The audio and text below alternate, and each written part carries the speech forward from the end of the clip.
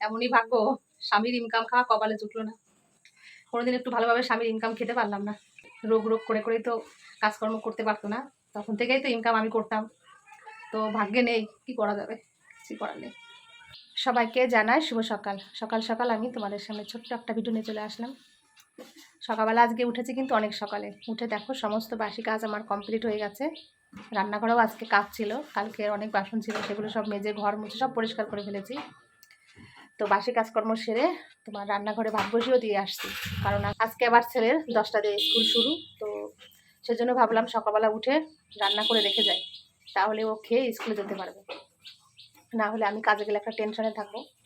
তো তার জন্য আজকে অনেক সকালে উঠেছি, উঠে কাজকর্ম সেরে ভাত বসিয়ে দিয়ে আসছি। আর আমার পেটের নাড়ি পাকিয়ে যাচ্ছে খিদের যন্ত্রণায়। সকালবেলা উঠেই আজকে এমন খিদে পেয়েছে, মানে পেটের নাড়ি পাকিয়ে যাচ্ছে খিদের জ্বালায়। তো আমার শাশুড়ি মাকে দিয়ে যে দোকান থেকে একটা প্যাটিস আনিয়েছি, এটা এখন খাবো চা দিয়ে। বিশেষ করে কি চায়ের নেশা তো সকালবেলায়, তোমার এই নেশাটা আমি কিছুতেই বন্ধ করাতে পারছি না। তো এই চায়ের নেশার জন্য মানে পেটের নাড়ি পাকায় ওরকম করে খিদেতে। যখন চা খাবো ওটা আবার আস্তে আস্তে ঠিক হয়। এই জিনিসটা কিন্তু একদমই ভালো না। তোমাদের দাদাভাই আমাকে বারবার করে চা খেতে বারণ করতো, কিন্তু কিছুতেই আমি নেশা কমাতে পারছি না। আমার তো কোনো নেশা নেই, শুধু চায়ের নেশাই। চায়ের নেশা তেমনও না, সকালবেলা একটু খেতে হয় কাজকর্ম সেরে। পেটের নাড়ি যখন এখন পাকাচ্ছে খিদেতে, ওই তখন একটু খেতে ইচ্ছা করে আর কি। তো যাই হোক, এখন একটু চা খাই। তো চা খেয়ে তারপরে আবার কাজে ছুটতে হবে। এই যে এখানে ভাত বসিয়ে দিয়েছি, সকালবেলা রান্না করে রেখে যাই দুপুরবেলা, তাহলে আমার আজকে রান্না করতে হবে না। আর এখানে যে তোমার দেখো মাছ, মাছ তো না, মাছের মাথা, কতগুলো মাছের মাথা আছে। তো এই মাথাগুলো দিয়ে আজকে তরকারি রান্না করব। ঘরে আলুও নেই, একটা আলু মাত্র পেয়েছি। তো এইগুলো দিয়ে রান্নাবান্না করবো আর কি, মাছের মাথাটা। আগে তো চা খাই, তারপর দেখি কি হয়। এই যে চা বানালাম এখন, তো চা খাবো। আর মাছ ভাজা বসিয়েছি, ভাতটা হয়ে গেছে, মাছ ভাজাটা হতে থাকুক, ততক্ষণ আমি চা খেয়ে আসি। তো আজকে কিন্তু প্যাটিস দিয়ে চা খাবো। এই বিস্কুটটা মোটামুটি খারাপ লাগে না, একটা খেলে চায়ের সঙ্গে পেট ভরে যাবে একদম। তো চলো আমি এখন চা খেয়ে নিই। আর এদিকে ছেলে ওই যে উঠেছে, উঠে ও ফ্রেশ হয়ে একদম ওই যে চা নিয়ে বসেছে। এখন একটু চা খাক, তারপর পড়তে বসবে, আবার 10টাতে স্কুল আছে, স্কুলে যাবে। চা খেয়ে চলে আসলাম রান্নাঘরে। তোমার এখানে ভাত হয়ে গেছে, আর এখানে যে মাছের ঝোল হচ্ছে। মাছের ঝোল তো না, এটা মাথার ঝোল, কারণ মাথা ছিল অনেকগুলো। কি করব, ভেবেছিলাম যে একটু মুড়িঘণ্ট রান্না করব, কিন্তু মুড়িঘণ্ট রান্না আর করতে ইচ্ছা করলো না। তো একটু পেঁয়াজ, একটু আদা, টমেটো দিয়ে তারপরে মাছের ঝোল মানে মাথার ঝোলটা রান্না করছি। তো শুধু এটাই শুধু রান্না করলাম। আর এখন আপাতত কিছু রান্না করছি না, তোমার কাজে যেতে আবার দেরি হয়ে যাবে, অনেকটা দেরি হয়ে গেল এমনিতেই। কোনো রকম রান্না করে রেখে গেলাম, ছেলেটা খেয়ে চলে যেতে পারবে স্কুলে। মেন ওর জন্য রান্নাটা করলাম সকালে। এই যে তোমার রান্না বান্না করলাম, করে এখন এই যে রেডি হলাম কাজে যাব। তো ছেলেকে বললাম ভাত দিয়ে খেতে, ছেলে বলছে এখন খাবে না, ও একটু লেখাজোখা করছে, পড়া করছে আর কি। তো পড়াটরা করে তারপর খাওয়া দাওয়া করে স্কুলে যাবে। তো ও নিজে বেড়ে খেয়ে নেবে, তাই বললাম খেতে পারবে তো বেড়ে, তুমি তখন বড় হয়ে গেছো, চা করতে পারে আমার সোনা, মোমো তৈরি করতে পারে আমার সোনা, ভাতও বেড়ে খেতে পারবে। মাঝে মাঝে খায় আমার ছেলে ভাত, অবশ্য বেড়ে, যখন আমার শরীরটা ভালো লাগে না, হয়তো ফোনে কাজ নিয়ে ব্যস্ত, তখন আমার ছেলে ঠিক বেড়ে ভাত খায়। তো ঠিক আছে, খেয়ে নিস বাবা, খেয়ে স্কুলে চলে যাস। হ্যাঁ, আমি চলে গেলাম। এই বেরিয়ে পড়লাম কাজে। আমি চলে আসলাম কাজে। তো কাজে এসে কিন্তু রান্নাবান্না নিয়ে ব্যস্ত হয়ে পড়লাম। তোমার এখন এই যে পরোটা করছি এখানে, আর পটল আলু দিয়ে একটা নিরামিষ তরকারি রান্না করছি। কাকিমা যেহেতু সকালবেলায় তোমার নিরামিষ তরকারি খায় পরোটার সঙ্গে, তার জন্য নিরামিষ তরকারি রান্নাবান্না করা হচ্ছে। আর এদিকে দেখো কাকু, কাকু মানে সমস্ত কিছু আমাকে কেটে গুছিয়ে দিচ্ছে একদম বসে বসে। কাকিমাও তো প্রতিদিন দেয়, কাকিমা একটু ব্যস্ত আছে আজকে, তো সেই কারণে কাকু দিচ্ছে আজকে আমাকে কেটে সব কিছু। তো ছুরি দিয়ে দেখো কিভাবে কাটছে, তোমাদের একটু দেখাবো আমি। একটু পরোটা একটা উল্টিয়ে দিই।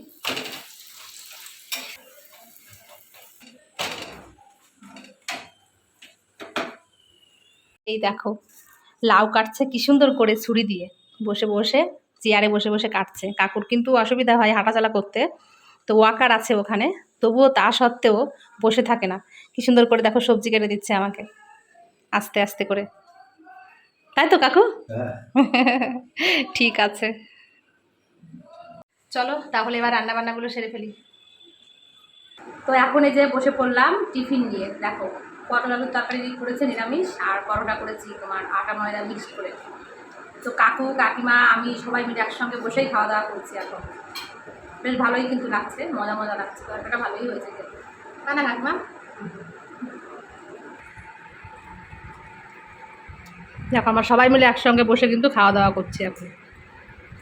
এই যে হলো রান্না বান্না সব। তো এখন যাচ্ছি বাড়িতে। অবশ্য আজকে বাড়িতে যেও তারা নেই, কারণ রান্না করে রেখে আসছি, ওই কারণে ধীরে সুস্থে আর কি রান্না বান্না করলাম।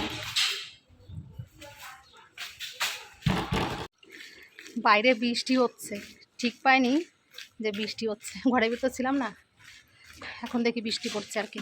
তোমাদের দাদাভাই থাকতে কি তাড়াহুড়ো করে বাড়ি যেতাম, আর এখন ধীরে সুস্থে হেঁটে হেঁটে বাড়িতে যাচ্ছি।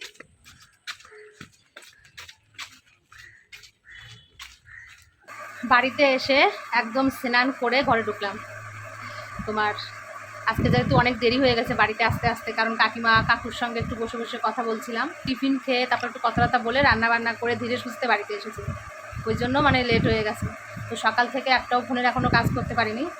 তো এবার বসবো ফোনের কাজটা নিয়ে, যেহেতু ফোনেও আমার কিন্তু একটা মানে দায়িত্ববান কাজ এটা, যেমন লোকের বাড়িতে কাজ আমাকে করতে হয়, ফোনের কাজটাও ঠিক তেমনই, দুটো পয়সা ইনকাম করার জন্য আমাকে করতেই হয় এগুলো। এখন এই যে বসবো মানে রাত পর্যন্ত, মানে টুকটাক করে করে আমাকে ভিডিও পোস্ট করতেই হয়, তারপর এডিট করা সমস্ত কিছু তো নিজে হাতে করি একদম। তো সেজন্য এখন আর মানে কোনো কথা নেই, এখন ফোনের কাজ নিয়ে ব্যস্ত হয়ে পড়তে হবে এখন। তো চলো এখন কাজগুলো একটু টুকটাক করে সেরে নিই। কী বলো তো, আমার এই ফোনের কাজটা করতে করতে না আমার চোখের একটা ভীষণ সমস্যা হচ্ছে, মানে চোখের নিচ থেকে একটু কালি কালি পড়ে যাচ্ছে, মানে অসুবিধা হয়। তবু কী করব, এটা আমার করতে হয় দুটো পয়সা ইনকাম করার জন্য, না হলে বা চলবে কেমন করে। যা পাই মাসে আমার 3-4 হাজার টাকা যদিও আসে আমার, তাও কোথা দিয়ে আসে বলো? একটা রান্নার কাজের পয়সা যদি আমি পেয়ে যাই তাহলে তো আমাকে করতেই হয়, সেই জন্য করা আর কি এই কাজটা আমার। আর তোমাদের দাদাভাই এটা আমাকে ছাড়তে না বলেছে, বলে যত কষ্ট হোক না এখনও ফোনের কাজটা ধরে রাখবে, এটা ছেড়ো না, তাহলে ছেলেকে নিয়ে বাঁচতে পারবে, এরকম করে তোমাদের দাদাভাই আমাকে বলতো আর কি। তো সেজন্য আমি এই কাজটা কখনোই ছাড়ি না, এটা যত কষ্ট হোক না কেন আমাকে ভিডিও পোস্ট করতেই হয়। তো এই হচ্ছে ব্যাপার।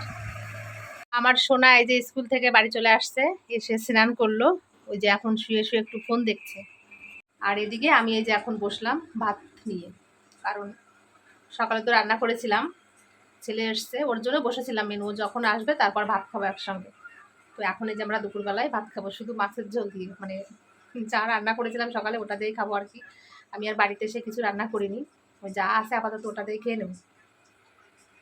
মানে আমার ননদ কাঁঠাল নিয়ে আসছিল, তো কত বড় বড় দেখো কাঁঠাল।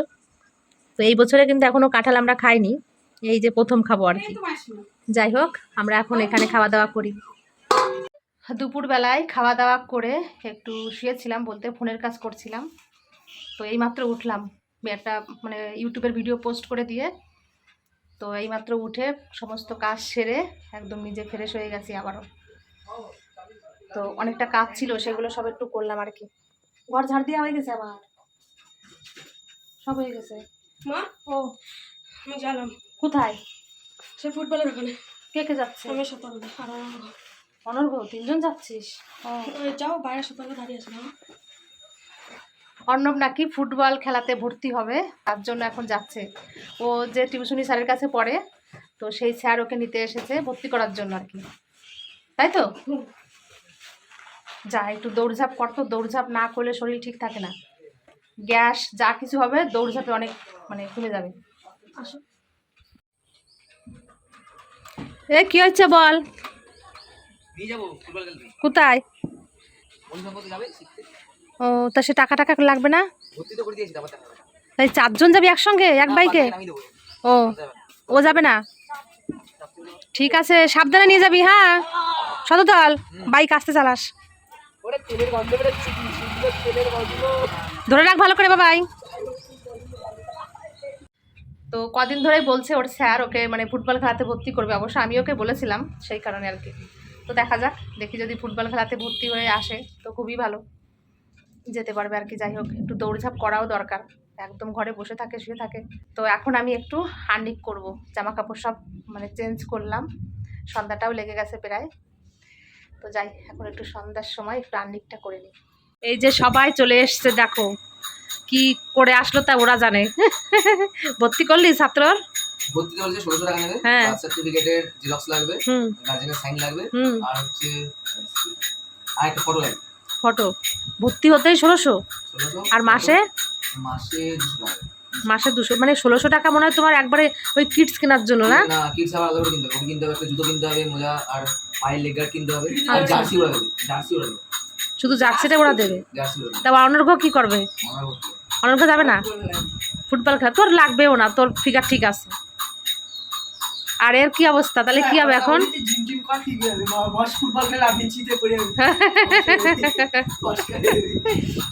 বলে ফুটবল খেলে লাভ নেই, শীতে পড়ে যাবে। কি করবো বল দিদি শততাল এখন, সেটাই তো চিন্তা। অনেক দূর, ভর্তি হবে না, রোজ পাঠাবে, তাহলেই তো হয়। ও অনেক দূর, অনেক দূর ভালোই দূর। দিল্লি রোডের কাছে। বাবা। ওই রোডের পরে, যাবে ওখানে দৌড়াবে, এমনি দৌড়াবে। রোডের পরে অত দূর পাঠানো যায় না, এমনি বাড়ির থেকে পাঠায় না কোনো জায়গায়। যে এখন চা বানিয়েছি, সন্ধ্যার সময় চা বানালাম, ছেলে এখন চা খেয়ে পড়তে যাবে। বললাম একটুখানি অন্য কিছু করে দিই, মুড়ি জল খা, নাহলে বাতাসা দিয়ে খাবে না, ও চাই খাবে। তো চা করলাম, ওর স্যারদের বললাম, ও স্যার ওর বন্ধু আসছিল আমাদের বাড়িতে, বললাম চা বানিয়ে দিই। তো ওর পড়ানো আছে বলে তাড়াতাড়ি দৌড় মারলো আর কি, চা খেলো না। তো এই ছেলে এখন চা খেয়েই পড়তে যাবে। তো আমরা এখন সন্ধ্যার সময় বসে একটু চা খেয়ে নিই, তারপর রাত্রে রান্না করতে যেতে হবে, কারণ সেই সকালে আজকে রান্না করেছি, আর তো দুপুরবেলা রান্না করিনি, রাত্রেবেলা তো কিছু একটা করতেই হবে। চা খেয়ে তারপরে যে মানে গেছিলাম দোকানে, তোমার চাউমিন নিয়ে আসছি একটু। তো রাত্রেবেলা আজকে চাউমিন রান্না করব, আলু দিয়ে ডিম দিয়ে চাউমিন তৈরি করি, ব্যাস তাহলে হয়ে যাবে। ভেবেছিলাম রুটি করব, তো ছেলে বলছে রুটি খাবে না, আমাকে পরোটা করে দাও। তো তেলে ভাজা জিনিস মানে দিতে চাইছি না, তো সেই কারণে আর পরোটা করলাম না, বলে চাউমিন রান্না করে দিই। তো চলো এখন রান্নাঘরে যাই, চাউমিনটা রান্না করি। চোখটা ফেটে যাচ্ছে যন্ত্রণায় আমার, তোমাদের কি বলবো, সারাদিন এই চোখ দিয়ে ফোনের কাজ করতে করতে না চোখটা পুরো যন্ত্রণা করছে এখন, মানে কি বলবো, খুব কষ্ট হচ্ছে। তো তাড়াতাড়ি এটা বানিয়ে রেখে দিই, ছেলে আসলে খেয়ে শুয়ে পড়তে পারবো।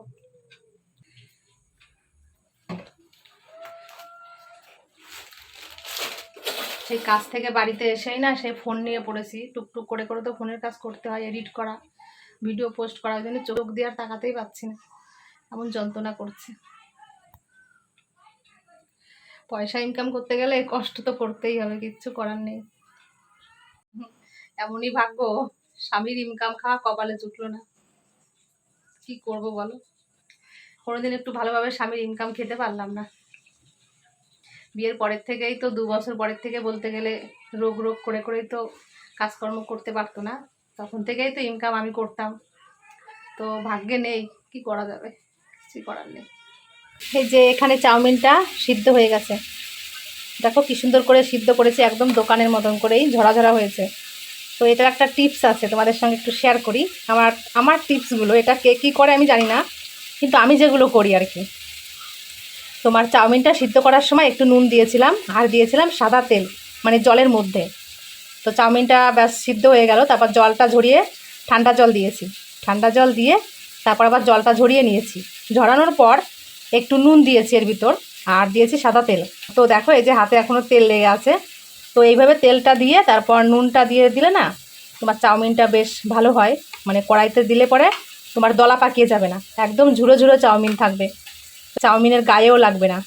এটা হচ্ছে আমার টিপস, এগুলো আমি করি, মানে চাউমিনটা খেতেও ভালো লাগে। আর এদিকে এই যে আলু ভাজা বসিয়েছি, কারণ এই চাউমিনের মধ্যে আলু পেঁয়াজ দিতেই হবে, তার জন্য এই যে আলু ভাজা বসিয়েছি আর কি, ডিম দিয়ে করব। দেখো আমার চাউমিন কি সুন্দর ঝরঝরা চাউমিন হয়েছে একদম। একটু গোলমরিচের গুঁড়ো দিয়েছি তার সঙ্গে।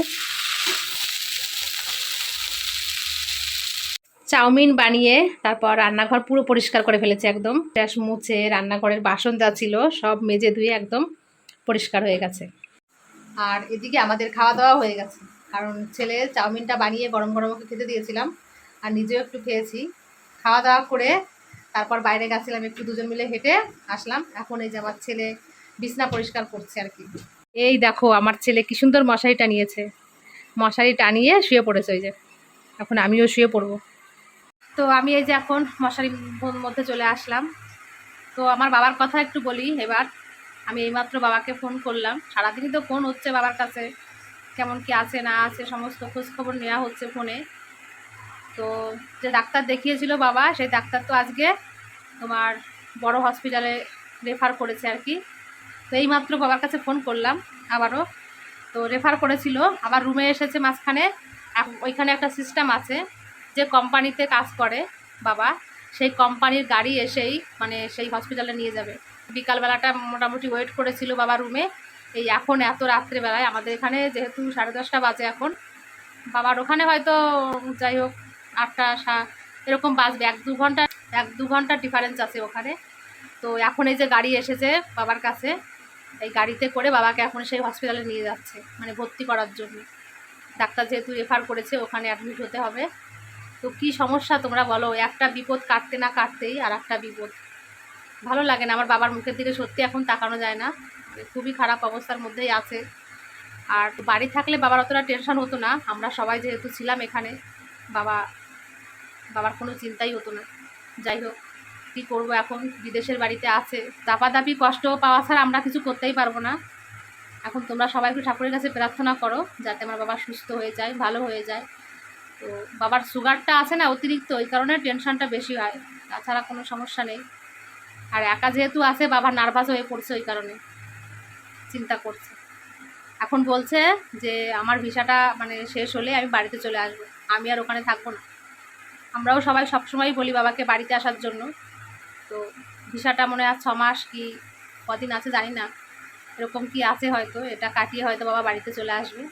এখন এরকম বলছে যে এবার সুস্থ হয়ে যাবে, ভালো হয়ে যাবে, তখন আর বাড়ি আসতে ইচ্ছা করবে না। এই তো হয়ে আসছে মানে এত বছর ধরে বাড়িতে আসতে বলি, কিছুতেই বাড়িতে আসবে না, বলে যে কদিন কাজ করতে পারি সেই কদিন করি, তারপর বাড়িতে তো যেতেই হবে। এইভাবেই এত বছর ওইখানে রয়েছে। তো যাই হোক, ওসব কথা বলে আর কী হবে।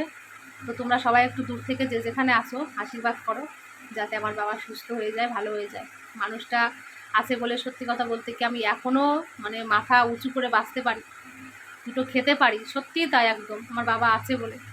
একটা স্বাদ তো আমার জীবন থেকে হারিয়েই গেছে, আর একটা স্বাদ আছে, ওই জন্য মানে ভগবানের কাছে বলি আর কি, যে ভগবান আমার বাবাকে সবসময় ভালো রেখো, সুস্থ রাখো। তো এই হচ্ছে ব্যাপার। যাই হোক, আমি এখন ঘুমোবো। সারাদিন ফোনের কাজ করতে করতে না চোখ দুটো পুরো অন্ধই হয়ে যাচ্ছে আমার। তো আমার ভিডিওটি আমি এখন এখানেই শেষ করছি। তোমরা সবাই খুব ভালো থেকো।